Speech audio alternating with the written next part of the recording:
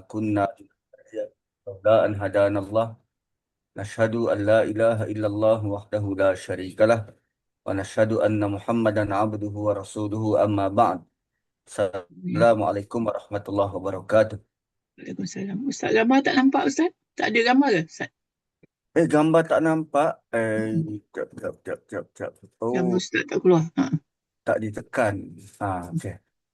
So, Okey. kita masuk ayat 148. La yuhibbullahul jahra bisu'i minal qawli illa man zulim. Wa kana Allahu sami'an alima. Setelah Allah beritahu bahawa tak ada manfaat pun kalau Allah azab kamu. Dan buat apa Allah menyiksa kamu kalau kamu bersyukur dan kamu beriman. Dan ayat-ayat sebelum ni Allah tutup dengan kisah munafik. Kisah munafik.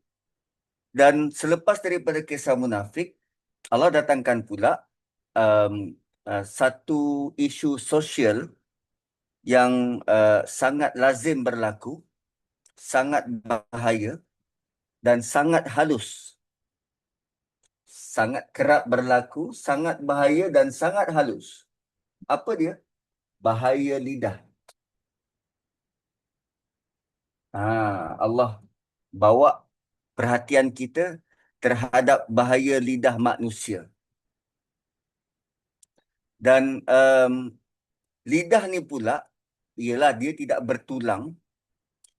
Dia boleh senang sangat terjerumus kepada pemangkin sifat munafik. Kalau nifak itu dari hati, yang ini ni nifak dari sudut lisan, percakapan. So Allah Subhanahu Wa Taala berfirman, Allah tidak suka kepada perkataan-perkataan buruk yang dikatakan dengan terus terang. La yuhibbullahul jahra bisu'i minal qawli. Allah tak suka kita berterus terang menggunakan perkataan-perkataan buruk. Tidak suka melafazkan perkataan buruk secara terang-terangan. Illa man zulim, kecuali orang yang dizalimi.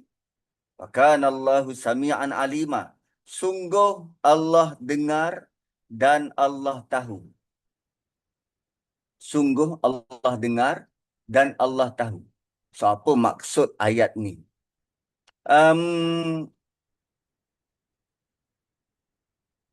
Kalau ikut di kronologi, ayat 140 hingga 145 tentang orang munafik yang rosak daripada dalam, yang fasik.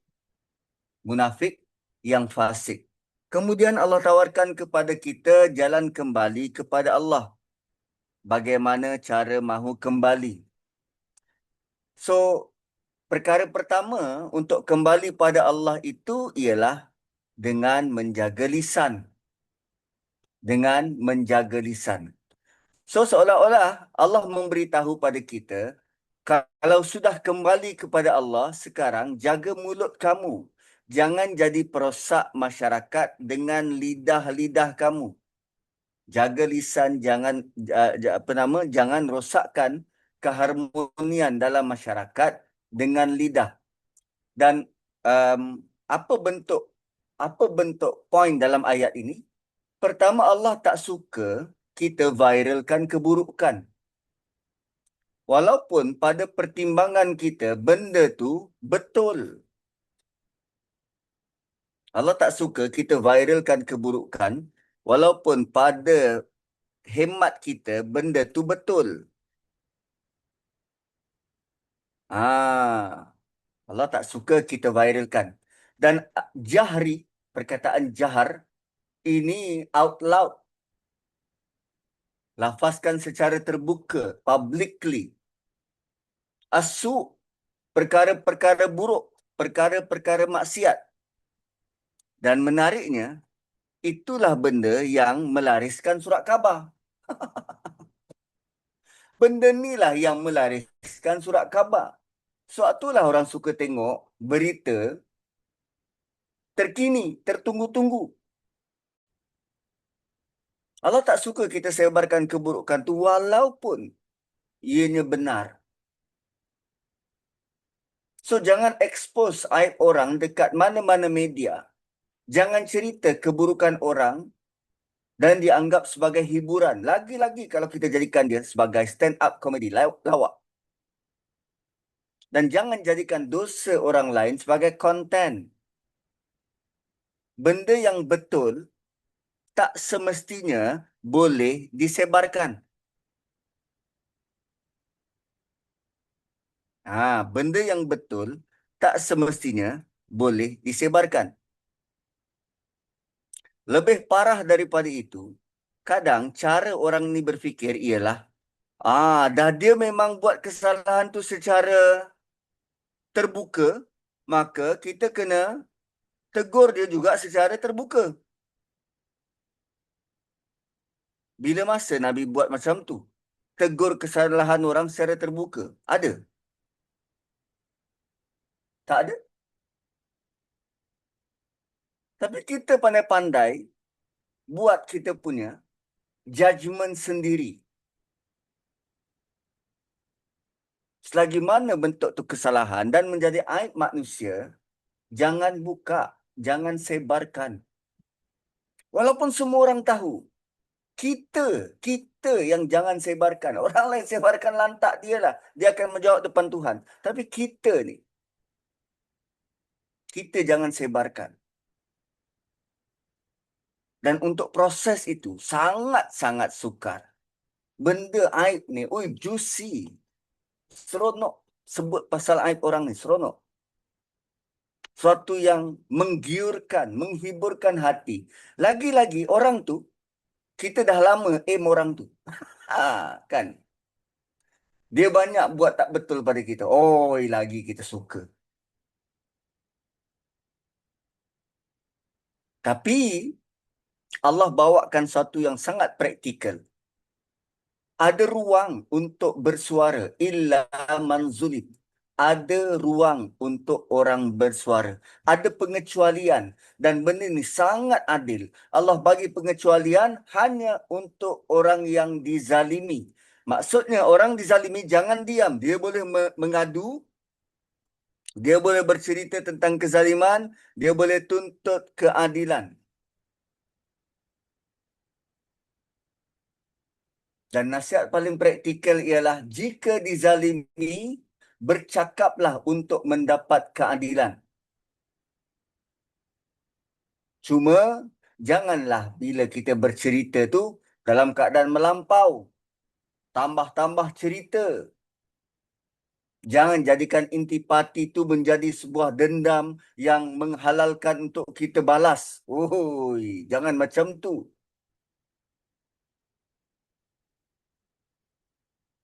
Ayat ini, dia bukan hanya suruh kita diam dalam kezaliman. Tapi ayat ini mengawal cara melawan kezaliman.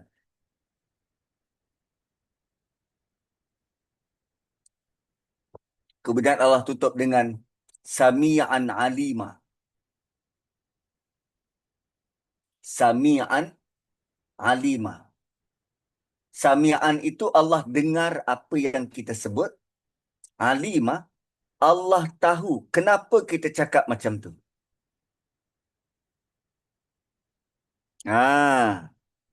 So bukan sekadar Allah tahu apa yang kita cakap, Allah tahu kenapa kita cakap macam tu.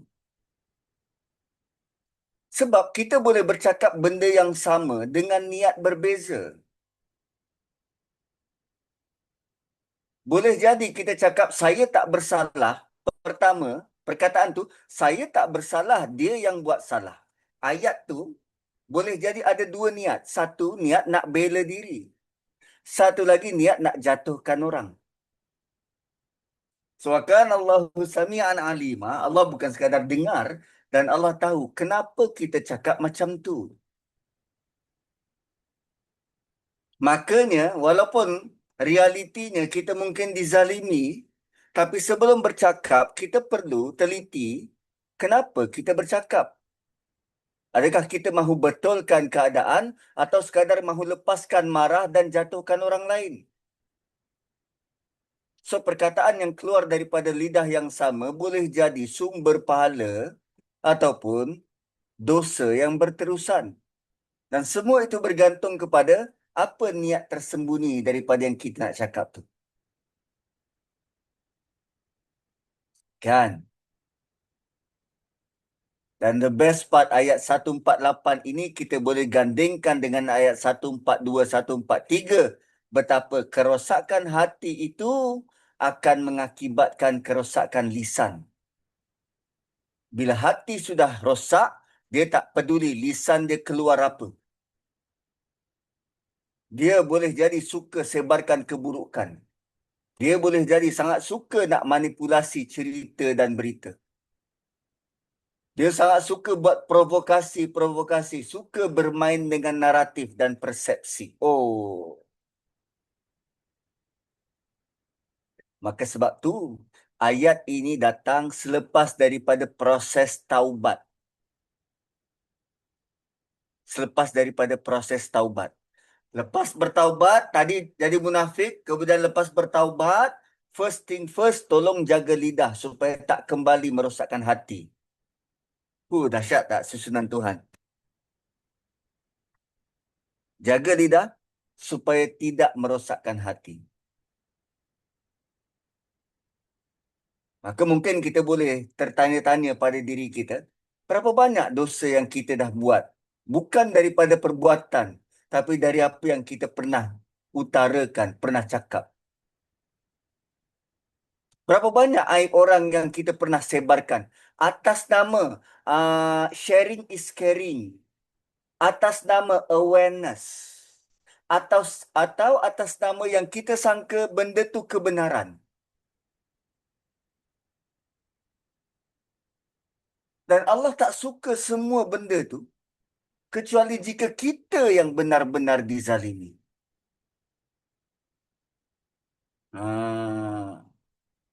Habis Ustaz, kalau orang lain dizalimi takkan kita nak diam aja. Biarlah mangsa yang bersuara. Tapi nanti suaranya tak didengar. Oh, kalau macam tu, kita lantiklah diri kita menjadi peguam bela dia.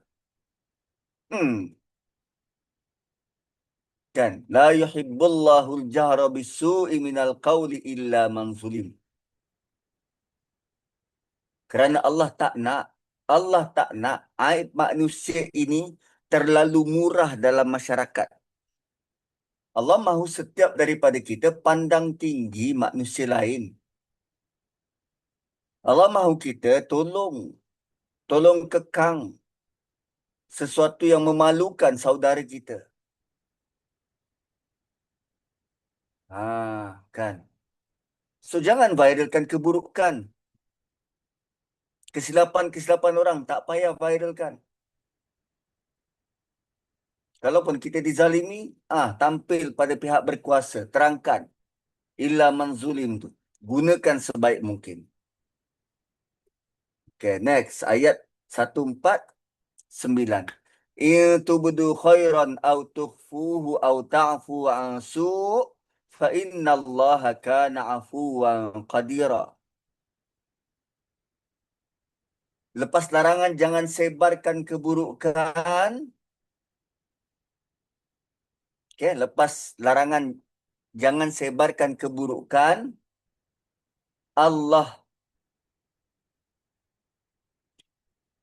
puji orang yang pilih untuk bercakap baik atau memaafkan.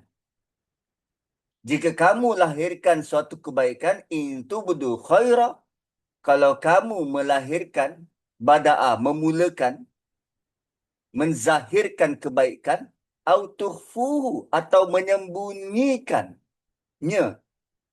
Nya ni boleh jadi sembunyikan keburukan. Kita zahirkan kebaikan, kita sembunyikan keburukan, au ta'fu ansu atau maafkan kesalahan. Fa innallaha kana afuwan qadira. Allah Maha berkuasa. Kadang-kala kita kehilangan option, tuan-puan. Kadang-kala kita kehilangan option. Bila Katalah kita dah buat kesalahan menyebarkan aib.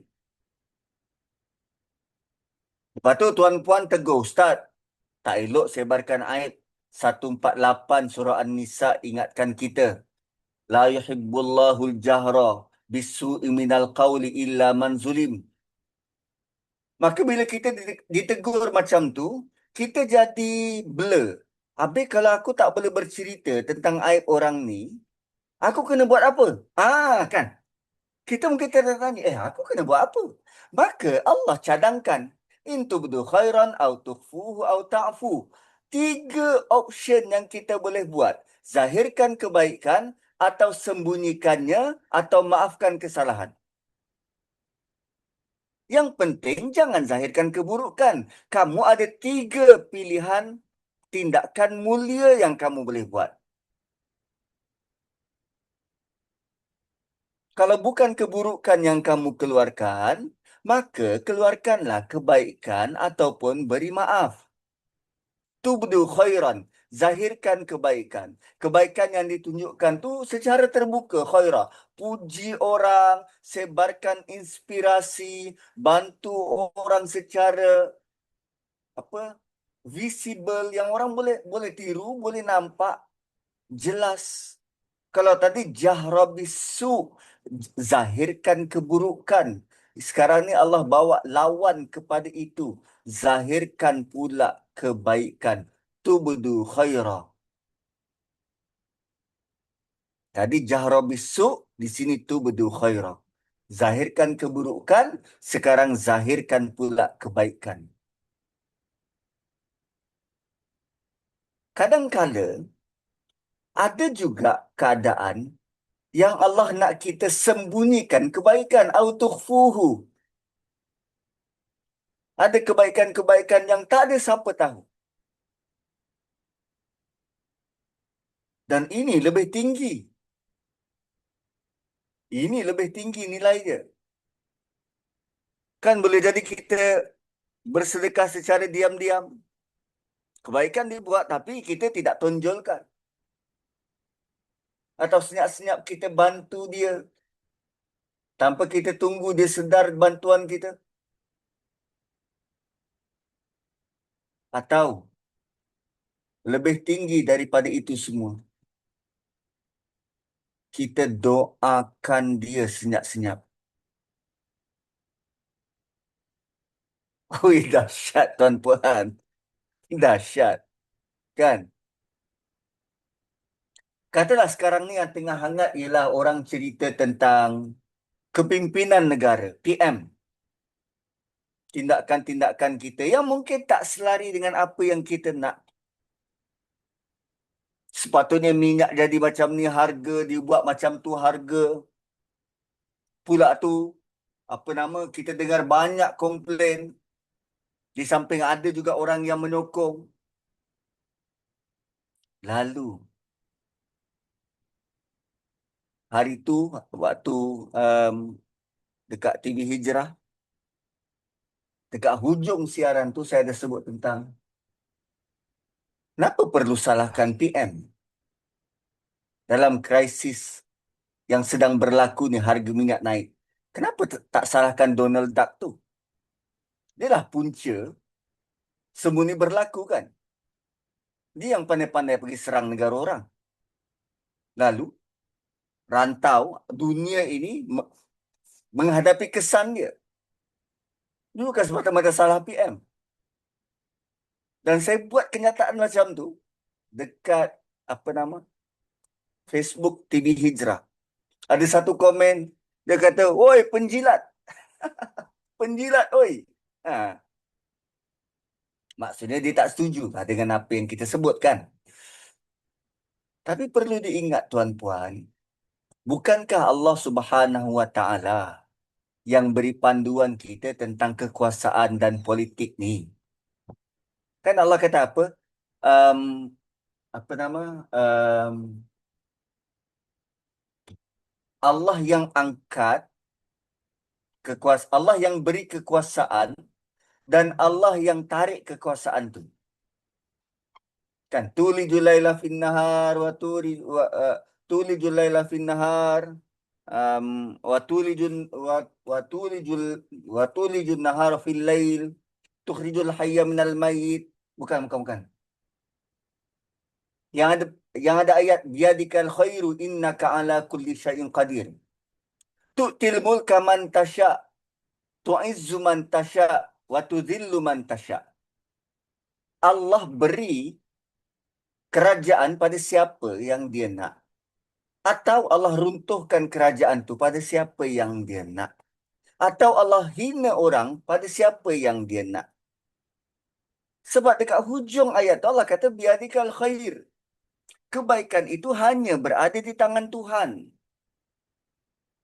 Harga minyak naik turun itu bukan kuasa PM. Kan? Bukan. So kebaikan yang datang tu bukan datang daripada PM. Bukan datang dari mana-mana negara. Kebaikan tu datang dari Tuhan. So kalau kita pun tidak bersetuju dengan dia, perkara pertama, jangan sebut keburukan dia. Ayat 148. So kalau tak boleh sebut keburukan, nak sebut apa? Sebut kebaikan dia. Tapi nak sebut kebaikan dia tu macam tak nampak lah Ustaz kebaikan dia. That's it. Autukhfuhu. Sembunyikannya. Apa maksud sembunyikannya? Tak semestinya kena sebut kebaikan dia. Tapi senyap-senyap kita doakan dia. Kan? Senyap-senyap kita doakan dia. Au ta'fu ansu. Atau maafkan apa yang dia buat. Ini lebih tinggi. Tadi kita senyap-senyap doakan. Sekarang, dahlah pemimpin kita tu buat macam tu. Atau jiran kita buat macam tu. Atau kawan kita buat macam tu. Atau pasangan kita buat macam tu. Allah kata pilihan ketiga. Au ta'fu ansu. Maafkan kesalahan dia. Maafkan kejahatan dia. Bukan sekadar kita tak balas orang yang menzalimi tadi. Tapi kita lepaskan dan tak simpan dendam. Allah sebut afun. Delete kesalahan tu.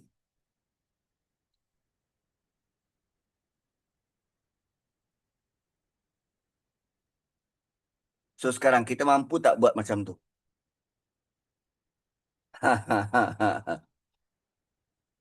Dan di hujung Allah kata fa innallaha kana afuwan qadira. Sungguh Allah maafkan, hapuskan kesalahan dalam masa yang sama. Allah mampu untuk balas, tapi Allah pilih memaafkan. Fa innallaha kana afuwan qadira ini adalah ingatan untuk kita. Kalau Allah yang maha berkuasa itu pun memaafkan, siapa kita untuk terus berdendam? Oh yo, dahsyat gila ayat ni. Fa innallaha kana afuwan qadira. Satu mungkin kita tak diberi kuasa. Sebab kalau kita dapat kuasa, oh kita tak tahu pihak mana yang kita akan balas kerana dah berdendam lama. Kan? Kita tak tahu berapa kedekut kita terhadap kuasa yang kita dapat. Tapi Allah kata, fa innallaha kana afuwan qadira. Allah Maha Pemaaf. Yet Allah Maha Berkuasa. Maka ada poin-poin yang kita perlu lihat dan nilai dia sebagai benda ni praktikal untuk dibuat. Pertama, gaya hidup yang ditawarkan ini, Islam ini bukan hanya suruh kita tahan diri jangan buat dosa. Itu first layer. Second layer ialah setelah kita tahan diri jangan buat dosa, gantikan benda tu dengan kebaikan. Tahan diri jangan mengumpat. Itu satu layer. Layer kedua ialah gantikan tenaga tu yang kita mampu nak mengumpat tadi kita tahan, gantikannya dengan kebaikan. Contoh, tahan diri jangan cakap buruk pasal orang, tapi isi ruang itu dengan kebaikan. Doakan dia. Bila rasa nak mengumpat, ganti dengan doakan dia. Bila rasa nak komplain, ganti dengan pujian. Boleh ke buat macam tu?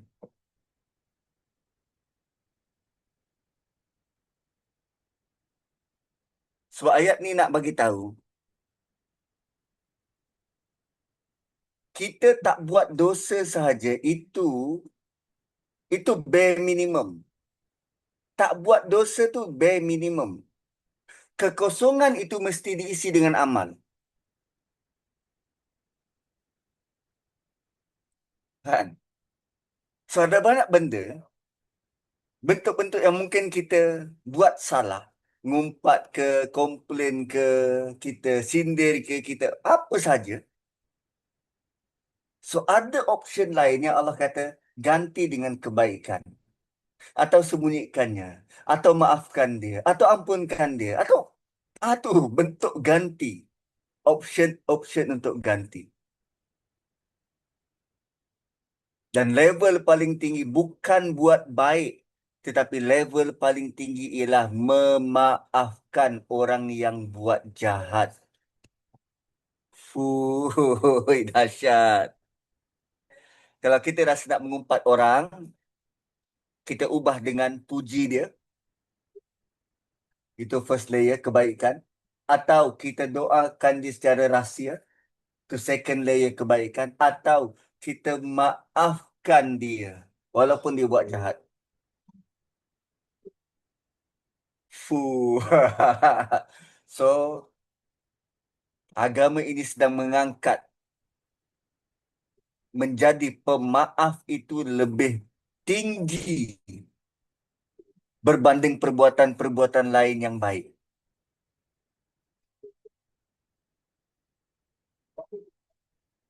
Kan?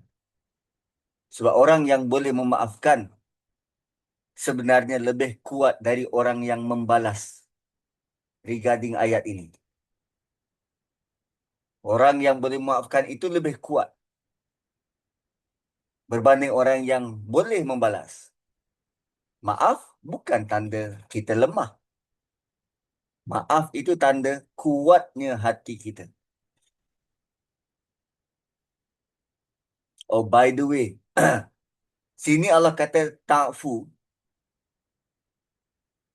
Kemudian di sini Allah kata afu, maaf, digandingkan dengan kuasa, qadir. Maaf digandingkan dengan qadir. Ada orang yang dia tak nak panjang-panjangkan kes sebab dia tak mampu nak lawan pun. Dia kata, kalau aku bulldoze juga, aku kalah. Baik aku maafkan je. Maksudnya, dia maafkan sebab dia tak kuat. Dia maafkan sebab dia tak mampu. Tapi Allah maafkan bukan sebab tu Allah lemah. Tak. Allah maafkan walaupun Allah mampu nak balas. Dan benda ni penting tuan-puan. Kemaafan sebenar bila kita ada kuasa untuk balas tapi kita pilih untuk lepaskan.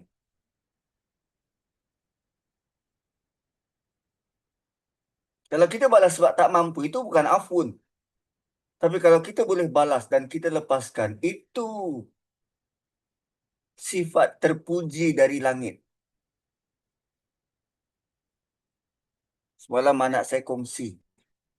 Dia kena body shaming dekat sekolah. Ni lah kawan-kawan. Dah sebut begitu, kena sebut begini. So, sebagai mak bapak, kita bagilah option. Okay, awak boleh buat macam ni, awak boleh buat macam ni, awak boleh buat macam ni. Tapi akhirnya option yang kita ada untuk jadi manusia yang lebih baik ialah ini. In tubdu khairan aw tukhfu aw ta'fu an su' fa innallaha kana afuwan qadira. Dalam pada dia nak baik apa uh, uh, anak-anak tu nak body shaming anak kita bagi option pada dia. Dia tu lawa sangat ke? Tinggi ke rendah? Putih ke hitam? So bila maklumat-maklumat tu kita dapat, well, kita kan lebih dulu makan garam. So kita tahulah poin-poin untuk kita boleh malukan dia dalam pada dia malukan anak kita, kan? So kita sebut, awak ada pilihan untuk sebut macam ni. Atau awak sebut macam ni. Atau awak sebut macam ni. Tapi, kalaupun kita berjaya sebut macam tu, apa manfaat untuk kita? Kan?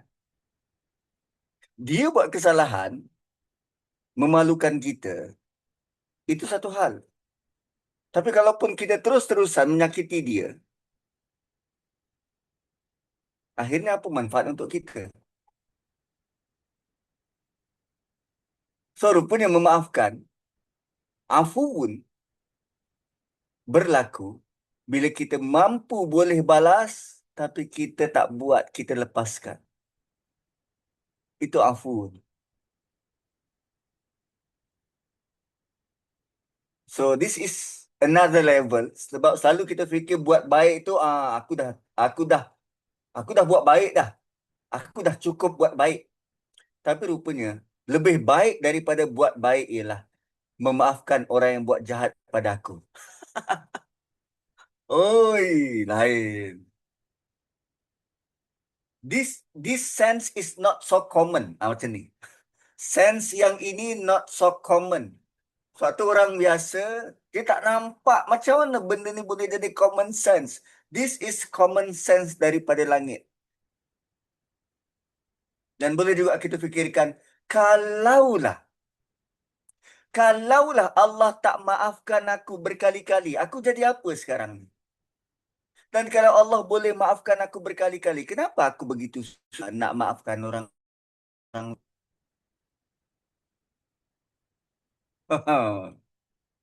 Kan? So, rumusan daripada ayat ini, kita ada 3 pilihan. Zahirkan kebaikan, sembunyikan benda baik yang kita buat, doakan dia, atau maafkan dia. Cuma yang tu mungkin step by step kot. Tak adalah kita terus-terusan, oh sebab suruh maafkan, terus memaafkan. Walhal hati masih belum bersedia. Tetapi untuk sampai ke situ, kita boleh berdikit-dikit. Zahirkan dulu kebaikan, kan doakan dia dalam diam, dan akhirnya kita berusaha untuk memaafkan kesalahan dia. Sebab kita mahu memberi fokus, dan fokus utama kita ialah kita ganti keburukan dengan kebaikan. Ganti keburukan dengan kebaikan. Okay, next. Ayat 150. Innal ladzina yakfuruna billahi wa rusulihi wa yuriduna an yufarriqu bainallahi wa rusulihi wa yaquluna nu'minu bi ba'dhin wa nakfuru bi ba'dhin wa yuriduna an yattakhidhu baina dzalika sabila. So, sungguh orang yang kufur kepada Allah dan Rasul,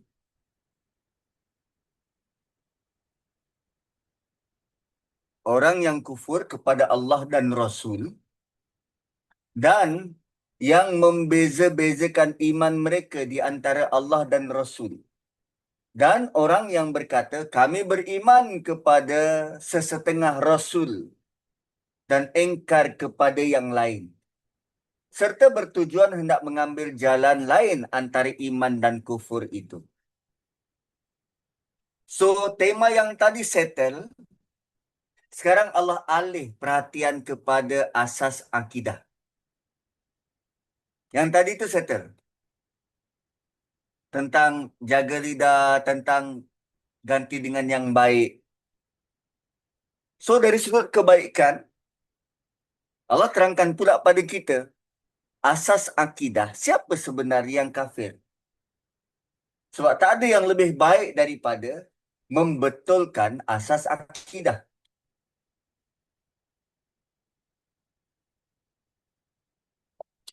Lalu Allah beritahu, orang yang kafir kepada Allah dan Rasul ialah mereka yang berfikir mahu pisahkan antara Allah dan Rasulnya. Macam mana tu? Cara dia berfikir ialah um, kami beriman dengan Rasul yang ini, sementara Rasul yang ini kami tak pilih. Itu cara dipisahkan antara Allah dan Rasul ni. Kami beriman dengan yang ini dan yang ini kami tak nak. Dan bagi mereka, itulah jalan pertengahan. Wa yuriduna an yattakhidhu baina dzalika sabila. Ialah sebab asas orang munafik ni, dia tidak berpihak. Dia tidak berpihak. Tuan-puan, kita dekat Malaysia ni, kita ada orang yang sangat banyak baca buku. Dia claim macam tu lah, sangat banyak baca buku. Macam-macam buku dia baca. Lalu, kerana banyaknya buku yang dia baca, dia mula buat perbandingan. Dia mula mencari kebenaran dengan buat perbandingan. Antara buku-buku yang dibaca adalah buku-buku falsafah. Termasuklah falsafah-falsafah Islam, falsafah Barat. Lalu dia mula buat perbandingan. Dia kata tak ada kebenaran yang mutlak. Tak ada kebenaran yang mutlak. Masing-masing agama akan klaim dia lah yang paling betul, paling benar. Lalu dia kata Islam sama dengan agama yang lain. Itu pluralisme. Islam sama dengan agama yang lain. Agama lain pun declare kebenaran. Islam pun declare dia paling benar. So, tak ada mana-mana agama yang ada absolut kebenaran. Itu pendapat dia. Tak ada mana-mana agama yang ada absolut kebenaran. Problemnya ialah, kepincangan cara berfikir ialah, tak mungkin manusia tidak berpihak. Dan tak mungkin kebenaran itu tidak berpihak. Sebab kebenaran tak boleh berdiri sendiri kalau dia tak ada asas. Kebenaran ni dia perlu ada asas. Kan, dia perlu ada standard. Dia perlu ada kayu ukur yang jelas. Benar tu apa? Perlu digambarkan. Perlu dilukis. Perlu diletakkan sebagai batu untuk kita buat perbandingan dengan yang lain. Kita tak boleh letak, okey, yang ini kebenaran, sekarang agama ni dia perlu buktikan yang dia benar. Ikut standard siapa? Dan sekarang Islam, kebenaran itu datang dari Tuhan. Kita ikut standard Tuhan. So, mana-mana agama yang rasa lebih benar daripada standard Tuhan, datangkanlah bukti. Hanya orang munafik yang muzab-zab, yang tak berpihak, yang salah meletakkan kesetiaan, ayat 144. Yang akhirnya menjadi munafik, 145.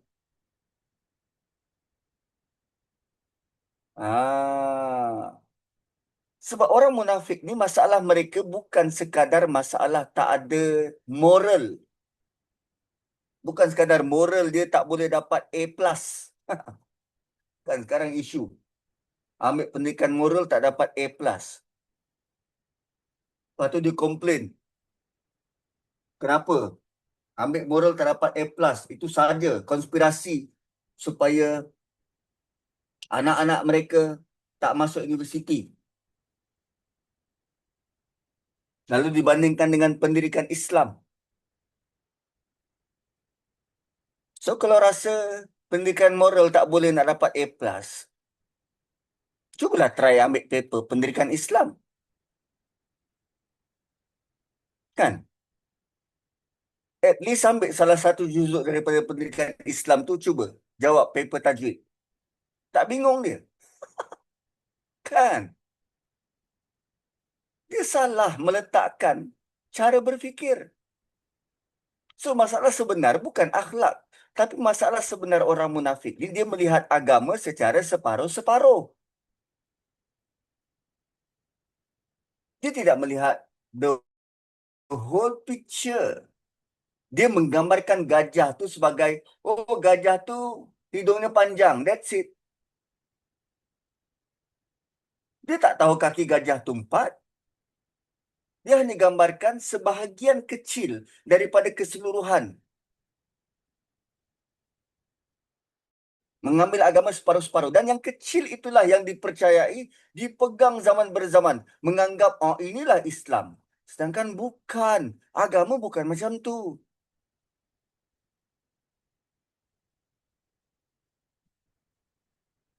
Sebab tu bila orang kata, saya percaya Tuhan tapi tak ikut Nabi. Itu kafir. Yakfuruna billahi wa rasulih.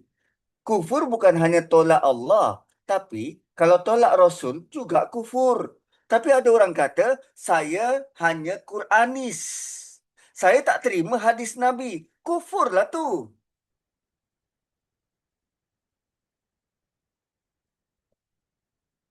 Nampak tak bila manusia memilih untuk percaya sebahagian daripada perkara yang lebih besar? Yufarriqu bainallahi wa rasuli. Mereka pisahkan Allah daripada Rasul. Dia ambil konsep ketuhanan tu, tapi dia tolak syariat. Dia tolak sunnah. Dia tolak hukum itu sendiri. Maka dia membentuk agama versi sendiri. Lalu dia komplain beserta cadangan. Dia kata kenapa hari Jumaat ni begitu sesak jalan masjid. So untuk kurangkan kesesakan, kita buat solat Jumaat hari Sabtu. Kalau hari Jumaat tu, solat Jumaat terlalu penuh, terlalu pack, maka kita buat solat Jumaat hari Sabtu. Bukan tak pernah ada cadangan ni, ada. Dia buat agama versi sendiri. Lalu dengan bangganya dia mencari jalan, berusaha gigih, cari jalan untuk pandang rendah terhadap sumber wahyu, terutamanya hadis. Dia kata hadis Nabi SAW ni dikumpul setelah 800 tahun. Yang kumpul itu pun, yang paling banyak kumpul hadis daripada Abu Hurairah. Maka dicarilah kepincangan-kepincangan perangai Abu Hurairah ni dengan harapan kalau beginilah orang yang bawa hadis Nabi, oh sepatutnya kita tolak sebab dia tak berakhlak. Sampai macam tu. Gigih cari sejarah Abu Hurairah. Saya kata, mustahil Abu Hurairah peluk Islam 3 tahun terakhir sebelum Nabi wafat. Takkanlah dia paling banyak meriwayatkan hadis. Didatangkan bentuk provokasi.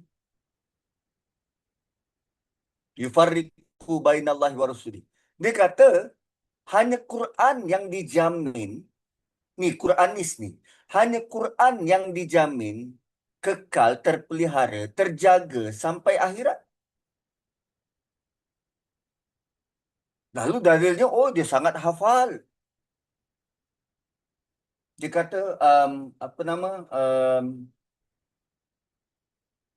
apa dalil dia tu? Allah hanya bukan apa Allah jaga Quran. Macam mana? Macam mana dalilnya? Tapi Allah tak sebut Quran, Allah sebut zikir. Kan? Allah tak sebut Allah jaga Quran. Tapi Allah sebut Allah pelihara. Zikir tu. Dan dia salah satu nama Quran ialah zikir. Kan? Lupa pula di ayat tu. Dan zikir juga boleh jadi apa yang Nabi bawa. Ya, apa nama terjemahan popular ialah Allah pelihara Quran. Tapi perlu diingat, daripada puluhan mazhab yang pernah ada dalam dunia ini, ulama-ulama mengkaji dan keluarkan pendapat mereka berkaitan dengan sunnah-sunnah Nabi ini. Maka lahirlah mazhab Syafi'i, Maliki dan Hambali. Daripada puluhan-puluhan itu, yang kekal sampai pada kita sekurang-kurangnya ada 4 mazhab besar. Maliki, Syafi'i, Hanafi, Hambali. Dan setiap mazhab ini apa yang mereka bincangkan? Mereka bincangkan tentang hukum fikah. Tentang hukum fikah. Hukum fikah ni, fiqh ni maksudnya pemahaman yang mendalam. Pemahaman yang mendalam. Diorang faham apa ni? Fikah tu ialah faham secara mendalam. Soalannya ialah, faham apa? Apa topik yang difaham secara mendalam? So, fikah tumpuannya ialah dia faham apa sahaja hukum yang terbit daripada Quran atau daripada Nabi, perbuatan Nabi secara mendalam. Jadi fokus utamanya ialah apa saja yang Nabi buat yang jadi sumber hukum, mereka ulas, mereka bincang secara mendalam sehingga keluarlah hukum yang pelbagai daripada itu semua. Bukankah itu cara Allah kekalkan sunnah Nabi, perbuatan Nabi, perkataan Nabi sampai ke sekarang?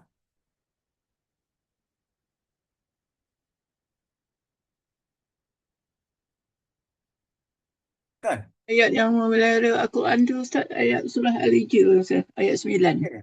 Apa ayatnya? Ayat 9.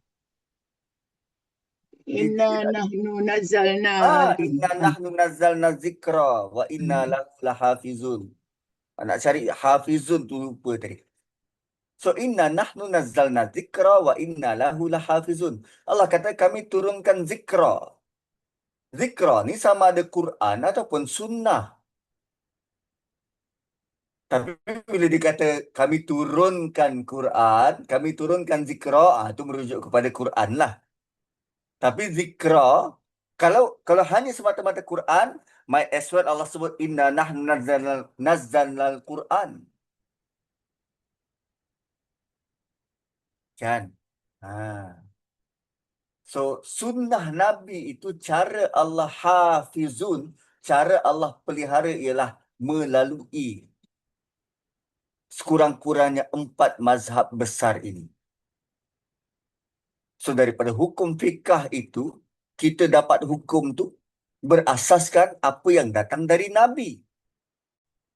Bukan daripada perbuatan manusia. Tak, dari Nabi.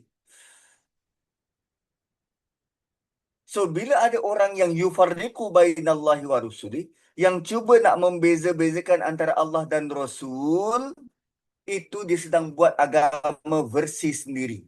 Itu kufur. Kemudian wayaqulun, dan mereka apa nama? Yaqulun ini mereka declare atau mereka punya prinsip. Mereka kata nu'minu bi ba'din wa nakfuru bi ba'd. Kami boleh pilih untuk ambil mana yang kami nak atau tolak mana yang kami nak. Oh, agama ni suku-suku.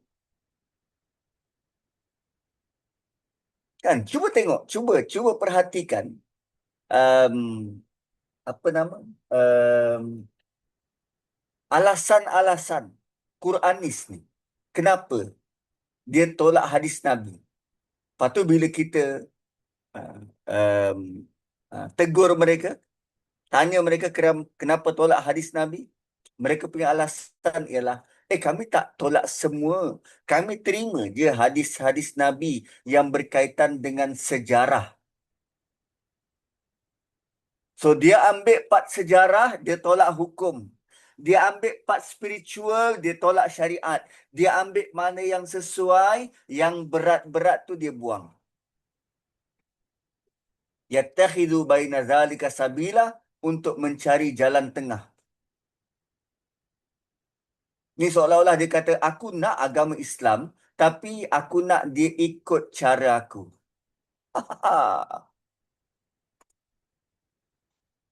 So selalunya perkataan kafir,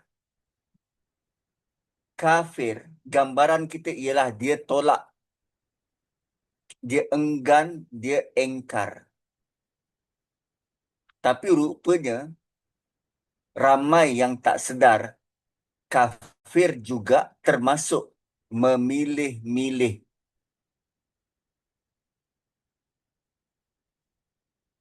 Orang boleh saja solat, puasa,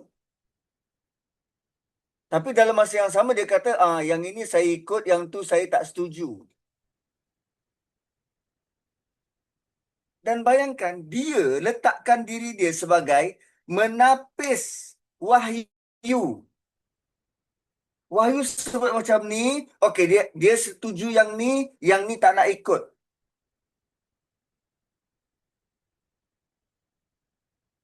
Yang sepatutnya kita yang ikut Quran. Bukan Quran ikut apa yang kita nak. Agama ni bukan main pilih-pilih.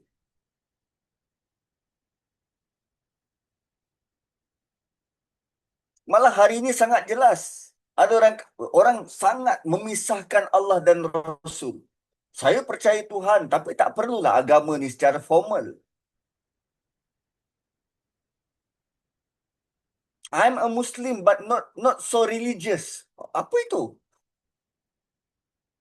I'm a Muslim but I'm not practically being a Muslim. Ah, saya hanya terima nilai. Saya tak terima hukum dia. Uh. Lepas tu gelar diri sebagai Quranis. Quran mana yang kau baca ni? Sebab agama ini membentuk sistem hidup secara syumul, keseluruhan. Dia tak ada jalan tengah. Sebenarnya apa yang mereka gelar sebagai yattakhidhu baina zalika sabila, mengambil jalan tengah itu, realitinya ialah mereka mahu cari yang selesa untuk nafsu dia.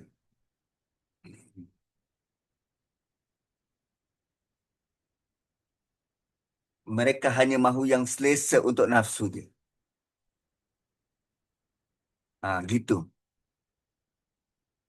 Bukan nak cari jalan tengah sangat pun. Ha, kan? Malah kadang-kala ayat-ayat yang keluar daripada mulut dia ialah, ikutlah mana yang sesuai pun. Tak perlulah terlalu ekstrim. Mereka menganggap orang yang mahu patuh perintah Allah ni sebagai ekstrim. Itu cara halus penolakan-penolakan mereka terhadap kebenaran.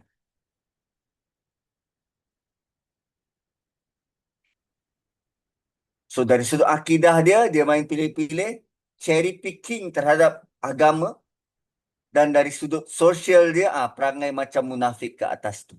Muzab-zab. Dia sebenarnya tidak mahu memberikan komitmen sepenuhnya kepada agama. Ah, gitu. Kadang secara tak sedar kita bukan tolak agama, tapi kita ubah ikut selera kita. Dan Allah mulakan ayat ni dengan innal ladzina yakfuruna billah. Orang yang sedang melakukan kekufuran.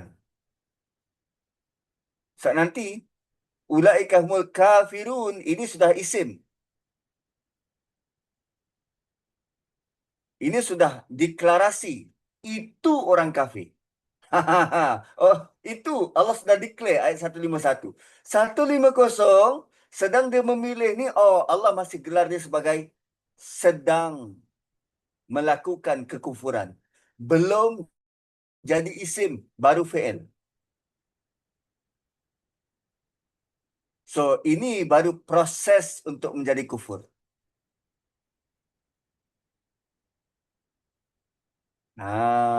Nanti ayat 152 pula Allah bezakan antara amanu dan kafir. Membezakan pula. Ha. So 10-11 saya rasa cukup dulu. Kita kembali kepada moderator. Terima kasih Ustaz. Sama-sama. Sahabat semua, kita dah sampai ke sesi soal jawab dan pada pencerahan. Silakan. Ada yang nak bertanya pada Ustaz?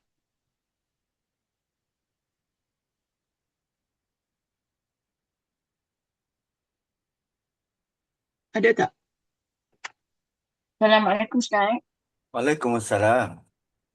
Tentang ayat 148 tadi berkenaan dengan membuka aib orang, walaupun kita secara gurau kita bukan mulai lisan tapi mulai WhatsApp di dalam WhatsApp tak? Itu cara itu pun tak boleh Ustaz ni. Kalau bergurau tu lagi bahaya. Sebab bergurau ni dia um, macam mana ayat yang sepatutnya. Okey. Kalau kita buka aib dia ada potensi boleh bela diri. Okey. Kalau kita buka aib dia masih ada potensi untuk bela diri. Tapi kalau bentuk gurauan itu lebih menyakitkan. Sebab bila gurau, bila dia nak defend diri dia, orang yang bergurau tu akan boleh buat alasan, aku main-main je lah, takkan nak serius sangat. Malah kalau dia defend diri dia, orang lain akan lihat dia sebagai, kau ni oversensitif. Dia tak boleh nak defend diri dia. Berbanding kalau bukan dalam bentuk gurauan. Kalau bukan dalam bentuk gurauan, orang tu bagi fakta, dia boleh defend. Tak, aku bukan macam tu. Tapi kalau bentuk gurauan, dia tak boleh nak defend. Malah yang lebih menyakitkan ialah gelak ketawa yang dia terpaksa telan dengan pahit.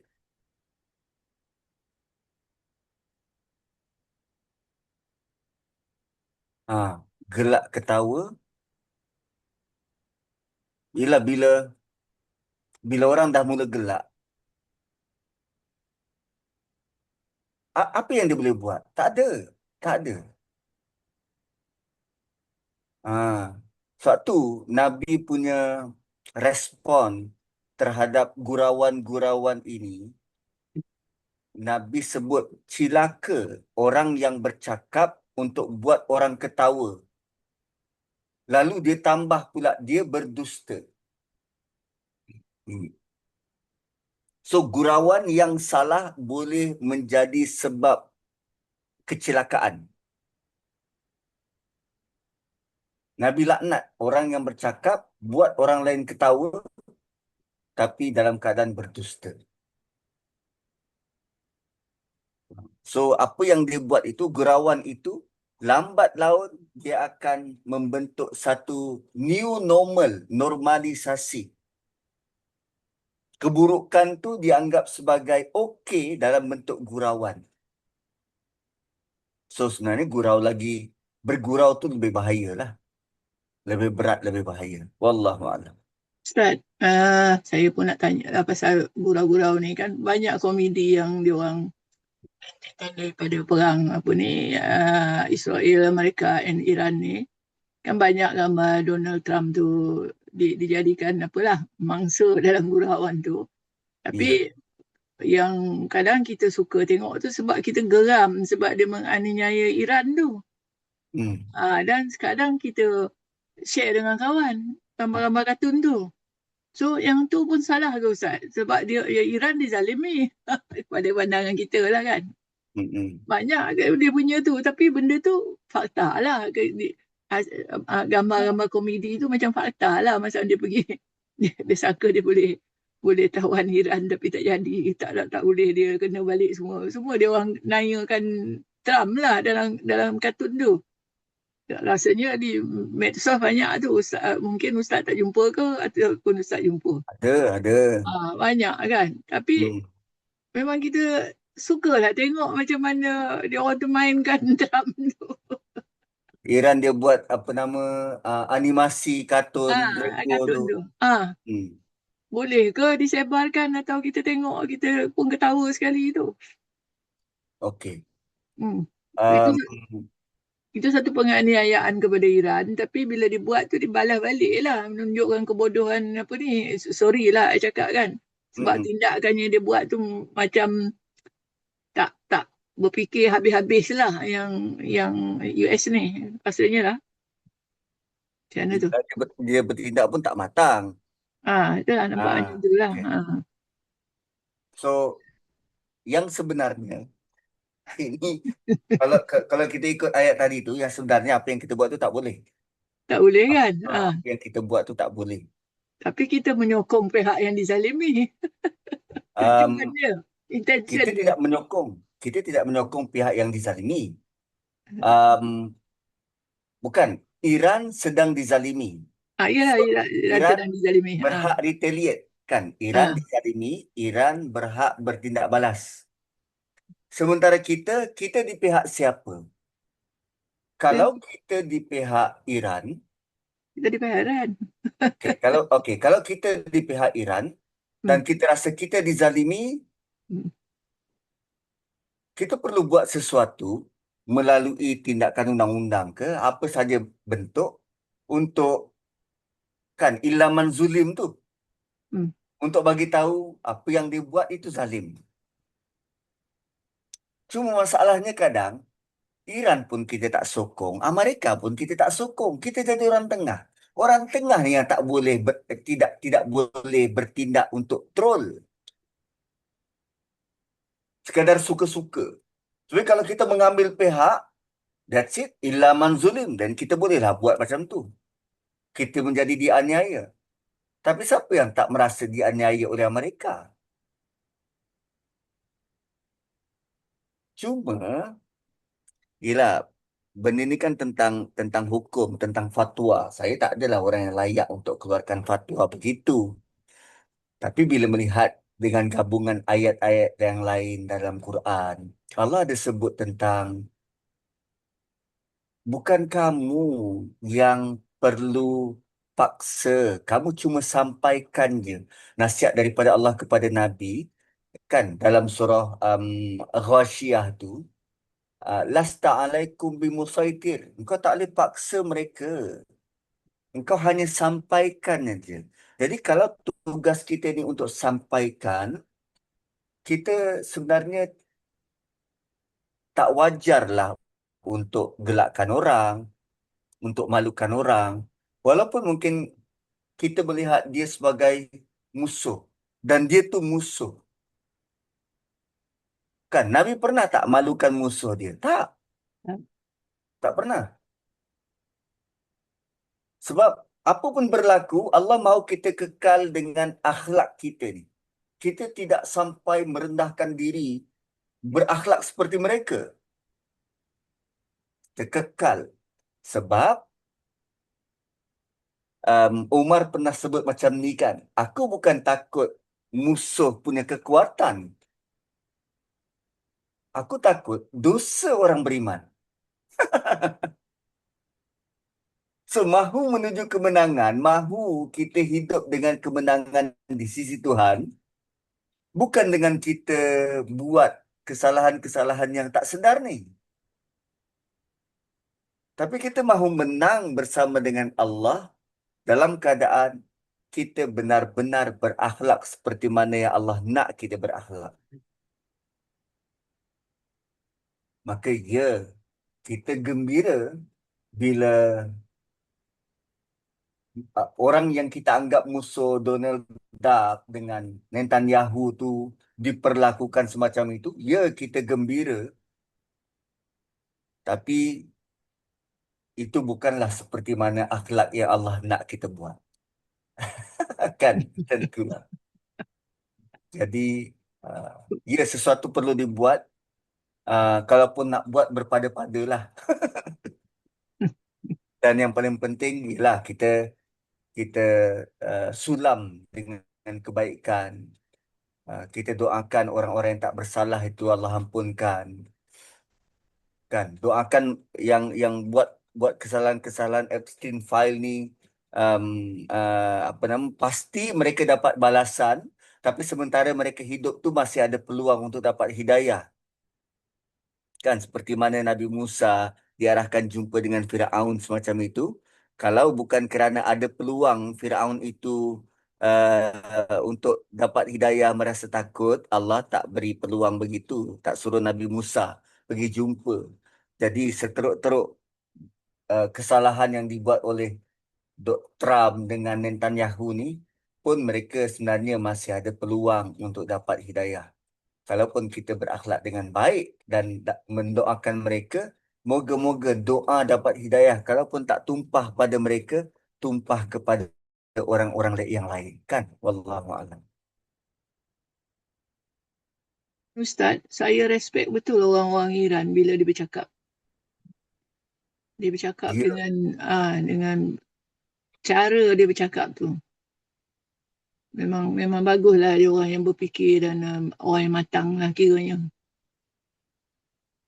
ya, Iran dia kemahiran mereka ialah mereka punya Jawapan mereka dia. punya articulate tu tinggi. Hmm. Dan mereka sangat banyak orang-orang yang mahir, Macam yang berilmu pintar. lah dia cakap. Ah, dan lagi satu, ada banyak sejarah berkaitan dengan Iran yang kita tak clear sangat. Yang kita tak clear sangat. Terutamanya berkaitan dengan sejarah Syiah itu sendiri. Ada orang yang kata Syiah yang ada dekat Iran sekarang berbeza dengan dulu punya Syiah waktu mula-mula dia terbit. Berbeza. Dan ada yang kata negara Parsi itu asalnya bukanlah orang Syiah secara keseluruhannya. Iran tu adalah tempat Sunni. Tempat Sunni. Tapi berlaku satu peristiwa kan, um, apa nama, pergulingan kuasa. Dan kalau kita lihat ulama-ulama silam yang besar-besar ini semuanya datang daripada Parsi. Ibn Sina daripada Parsi, pemikir-pemikir hebat ini daripada Parsi. Tapi kerana kita kata Iran itu terkenal dengan Syiah, maka kita terus label ulama-ulama ni semua dengan Syiah. Sedangkan ada je jiwa Sunni yang berasal daripada Parsi tu. Itulah Salman. sebab kita pun baca sekerat-sekerat. Kita tidak melalui sejarah mereka secara lengkap, secara jelas. Maka emosi lebih kita utamakan dalam pertimbangan berbanding kita mahu menilai dengan baik dan adil. Kan? Wallahualam. Okey, terima kasih Ustaz. Ada lagi soalan? Silakan. Ada yang nak bertanya lagi tak?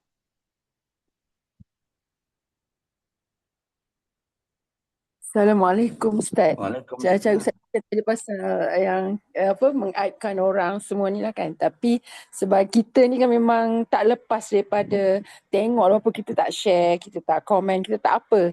Tapi kita baca jugalah orang komen kadang benda-benda tu kita baca. Macam mana tu Ustaz? Ada share juga ke? Tak. Baca setakat kita je. Oh, okay. Dia akan Suka tengok je lah, bukan lah. dia punya counter tu kan, nombor itu hanya dikira bila kita mula bertindak. Kalau sekarang kita Okay. baca, itu tak jadi apa. Kita baca untuk diri kita lah, just baca lah. Baca kadang kita tak macam jumpa tu kita ketawa tu, boleh ke? Itu geli hati. Itu geli hati. Setakat kita je. Kadang kita kata badan muka teram. Gelak je lah, gelak sendirilah. Itu dia mengusik hati kita. Cuma dia macam ni,